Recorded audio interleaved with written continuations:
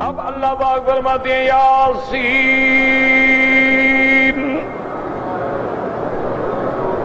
والقرآن الحکیم، یاد رکھو یاسین۔ اور ایک مسئلہ بھی سمجھ لو، کسی بندے کا نام یاسین رکھو نا تو جیسے قرآن میں لکھا ہے نا یاسین، ایسے لکھنا حرام ہے، ناجائز ہے۔ ایک بات یاد رکھو، پہلے تو نام رکھنا نہیں چاہیے۔ پہلے تو علماء نے فرمایا ہے کسی بندے کا نام یاسین نہ رکھو، چونکہ اسم من اسماء اللہ، اللہ کا نام ہے۔ اور اگر رکھ بھی بیٹھے ہو، رکھا گیا ہے، تو پھر اس کو ایسے نہ لکھا کرو جیسے یہاں لکھا ہوا ہے یاسین، یا پہ مد ہے، ساتھ سین ہے، یہ لکھنا ناجائز ہے۔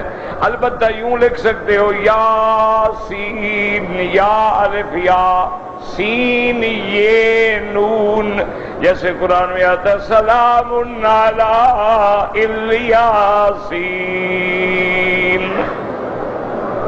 یاد رکھیں اس بات کو، ہمیشہ دماغ میں رکھیں۔ بہت سارے لوگ نام رکھ لیتے ہیں نا یاسین، آج کل تو ویسے بھی رواج ہو گیا، نئے نئے نام رکھے جاتے ہیں، ڈھونڈتے ہیں لوگ کہ نیا نام بتائیں۔ یہ بھی ایک کنیز ہے کہ بھئی ہماری بچیوں کے نام جو ہیں وہ ایسے نام ہیں جو کسی کے نہیں۔ میں نے آپ کو پہلے بھی شاید بتایا تھا نا، ایک بندے نے مجھے تنگ کر دیا، ایسا نام بتائیں جی میرے بچے کا کسی کا نام نہ ہو۔ میں نے کہا یار کوئی نام صحابہ میں سے رکھ لو، اہل بیت میں سے رکھ لو، اللہ کے بندے انبیاء کے نام ہیں رکھ لو۔ قرآن میں 25 پیغمبروں کے نام موجود ہیں، کسی پیغمبر کے نام پہ رکھ لو۔ پھر سرکار دو عالم کے نام ہیں، ابو حضور کے بیٹوں کے نام ہیں، اور صحابہ کے نام ہیں، اہل بیت رسول کے نام ہیں۔ کہتے ہیں نہیں حضرت وہ تو ٹھیک ہے، آپ مولوی ہیں نا، پھر وہ مولوی والی باتیں نہ کریں، مجھے تو کوئی ایسا نام بتائیں کہ کسی آدمی کا نام۔ میں نے کہا پھر ابلیس رکھ لو۔